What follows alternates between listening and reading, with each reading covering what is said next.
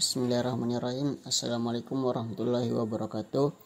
Perkenalkan, nama saya Muhammad Fatihur Rizky dengan NIM 210-603-501-018, Prodi Pendidikan Sosiologi, Fakultas Ilmu Sosial dan Hukum. Saya akan menjelaskan tentang teori tindakan sosial yang dikemukakan oleh Max Weber. Sebelum itu, perlu kita ketahui siapakah itu Max Weber. Max Weber lahir di kota Erfurt, Jerman, di lingkungan keluarga Borgias pada tahun 1864 dari seorang birokrat bernama Max Weber Sir dan ibu Helene Wallenstein. Weber kecil bernama asli Maximilian Karl Emil Weber dan mempunyai saudara bernama Alfred. Ia hidup selama 56 tahun, meninggal di Munich pada tahun 1920. Ketertarikan Weber terhadap dunia akademis berawal sejak dia masuk Universitas Heidelberg. Karena situasi politik mengakibatkan ia harus meninggalkan Heidelberg pada semester 3 untuk dinas militer. Pada tahun 1884, ia kembali ke Berlin guna melanjutkan studinya. Di samping studi di Berlin, Weber juga belajar di Universitas Göttingen. Kecakapan dan intelektualitas yang matang. Pada tahun 1896, Weber mendapatkan gelar Profesor Ekonomi di Universitas Heidelberg. Secara umum, pemikiran Weber banyak mempengaruhi diskursus sosial modernitas dan postmodernitas.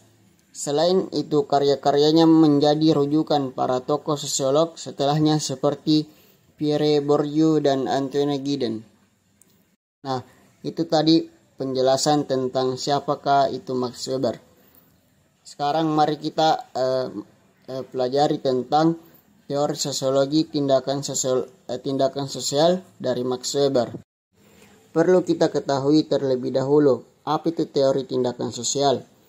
Teori tindakan sosial adalah teori yang mengkaji tentang motif dan perilaku dari seorang manusia.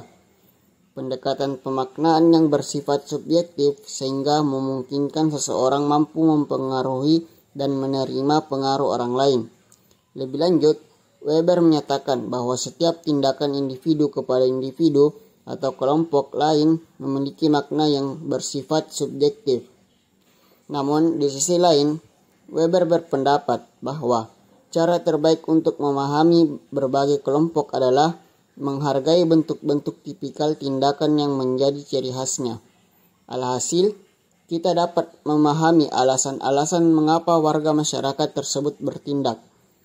Secara umum, memang tujuan sosiologi salah satunya adalah memahami secara mendalam makna subjektif dari tindakan sosial seorang individu.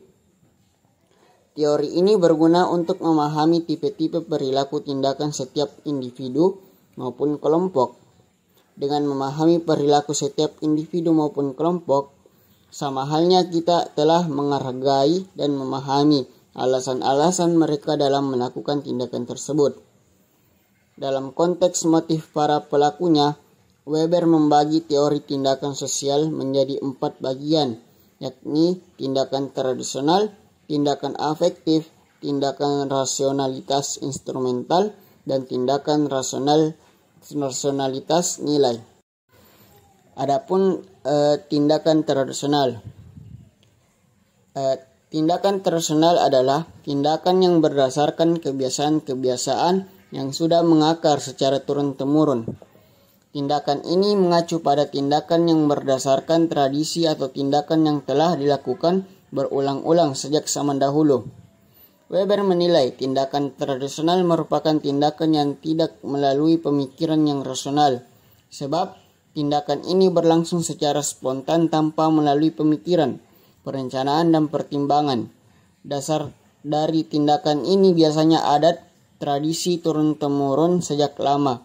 Artinya, tindakan tradisional ini menjadi secara berulang dan sama seperti sebelum-sebelumnya.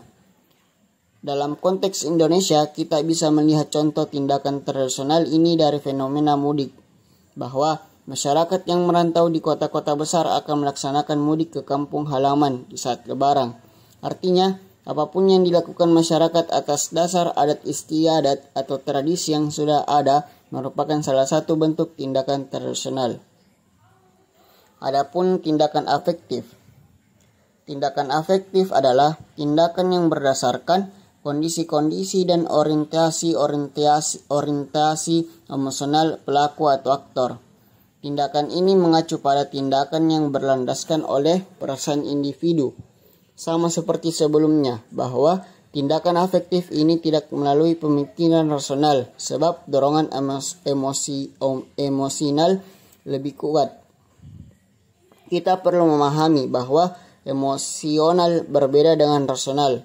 Emosional lebih mengedepankan reaksi spontan atas apa yang terjadi, sedangkan rasional lebih mengedepankan pertimbangan pemikiran. Tindakan afektif ini dapat kita lihat dari fenomena menangis saat prosesi pemakaman. Tindakan menangis ini dilakukan secara spontan dan begitu saja. Bahagia saat mendapat hadiah dari orang tua atau kekasih. Kedua tindakan tersebut termasuk contoh tindakan afektif. Adapun tindakan rasionalitas instrumental adalah tindakan yang berdasarkan pada pencapaian tujuan-tujuan yang secara rasional diperhitungkan dan diupayakan sendiri oleh aktor yang bersangkutan. Perilaku ini mengacu pada tindakan yang berdasarkan pada rasionalitas sang aktor demi mencapai tujuan tertentu. Tindakan ini disebut juga tindakan instrumental, bertujuan sebab tindakan ini dilakukan melalui upaya dan usaha untuk mencapai tujuan yang diharapkan. Kata rasional mengandung makna implisit logis dan instrumental untuk mencapai tujuan. Artinya, tindakan ini berdasarkan perencanaan yang matang serta pertimbangan sebelumnya. Kita dapat melihat fenomena tindakan rasional ini dari contoh berikut. Karena kamu ingin kuliah jam 10, maka kita memilih naik Gojek motor daripada Gokar karena tidak ingin terlambat, sebab kita bangun kesiangan jam 9.45. Memilih Gojek motor ini merupakan contoh tindakan rasional instrumental, sebab pemilihan Gojek berlandaskan alasan yang jelas agar kita tepat waktu. Yang terakhir, tindakan rasionalitas nilai adalah tindakan rasional berdasarkan nilai yang dilakukan untuk alasan-alasan dan tujuan-tujuan yang ada kaitannya dengan nilai-nilai yang diyakini secara personal tanpa memperhitungkan prospek yang ada kaitannya dengan berhasil atau gagalnya tindakan tersebut. Tindakan ini mengacu pada tindakan yang dilandasi oleh kepercayaan terhadap nilai-nilai tertentu. Tentu tindakan ini melalui pemikiran secara rasional dan memperhatikan berbagai macam nilai-nilai yang ada. Artinya, individu yang bertindak mengutamakan apa yang baik, lumrah, wajar, dan benar dalam masyarakat. Apa yang baik bisa bersumber dari etika, agama, atau bentuk sumber nilai lain. Kita dapat melihat tindakan rasionalitas nilai ini dari kita memilih memakai celana panjang daripada celana pendek saat sholat. Kita memilih berjabat tangan menggunakan tangan kanan daripada tangan kiri. Kedua keputusan tersebut berlandaskan adanya pertimbangan nilai. Apabila tidak melakukan hal tersebut, kita dianggap tidak wajar atau malah dianggap menghina sehingga terjadi penolakan dari masyarakat. Akhir kata, memahami teori tindakan sosial sama artinya memahami masyarakat secara interpretatif. Disinilah sosiologi bisa memberi penjelasan kausal mengenai fenomena sosial, dan disinilah salah satu sumbangsi intelektual seorang Max Weber dalam keilmuan sosiologi. Dengan kita memahami 4 bagian teori tindakan sosial yang tadi, maka kita akan dapat menganalisis makna simbolis dari tindakan seseorang.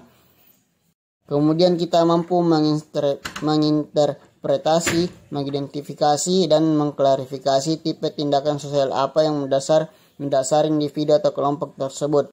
Weber pun menyatakan bahwa dengan konsep makna subjektif, sosiologi dapat memahami orientasi, motivasi, dan penyebab dari tindakan yang dilakukan individu, meskipun motif tersebut tak bisa terobservasi. Mungkin itu saja dari saya. Terima kasih. Assalamualaikum warahmatullahi wabarakatuh.